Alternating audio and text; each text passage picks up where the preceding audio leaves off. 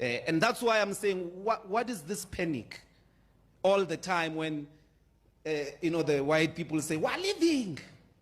And then all of you, no, we are not trying to drive you to the sea. That's a wrong premise for a conversation. Anyone who is scared of equality in South Africa is welcome to go.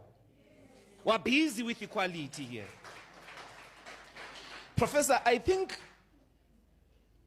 the PayPal mafia and their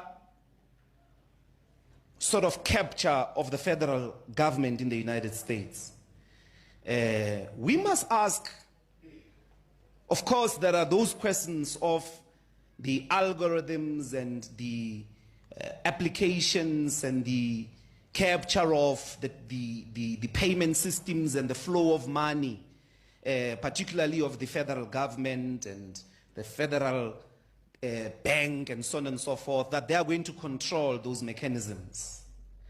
But I think these people, I suspect, and we have to have an open conversation.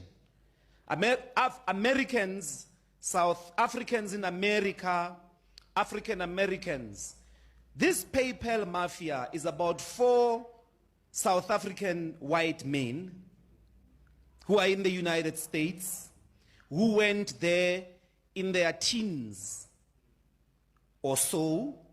They're at the helm of a tech giant, and it seems to me they've just managed to successfully not only have, Donald Trump, the bourgeoisie is the only class in history, ruling class in history, that relegated political power to political elites.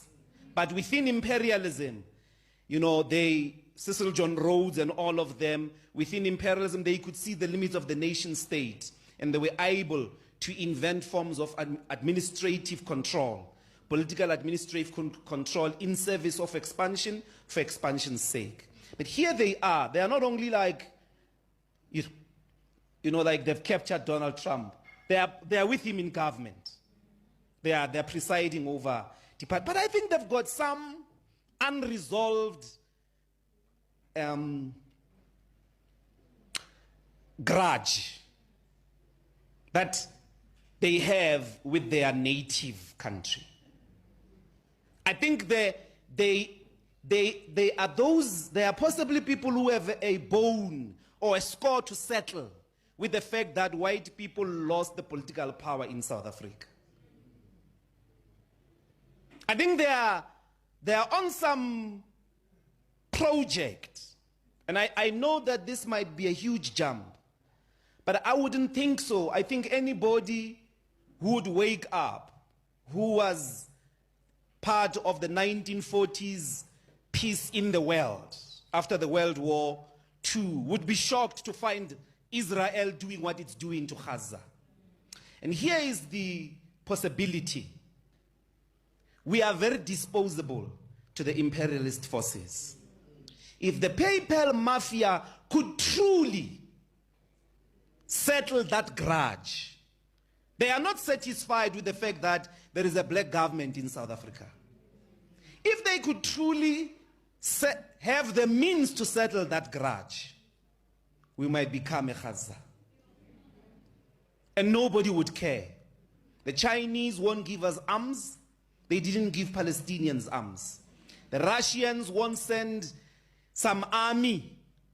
They didn't do that to Palestine. Nobody gave Palestinians physical military defense. We were just all praying for them whilst they were being massacred.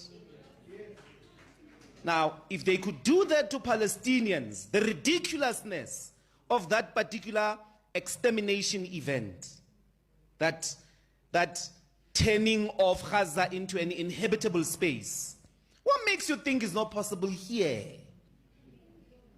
Because I think that is my suspicion with this PayPal mafia. Check their attitude to Palestine, check their attitude to South Africa, to Africa. We are disposable. We are a very disposable people. Incidentally, Prof, the optic cables are coexisting with the Atlantic graves of the slaves.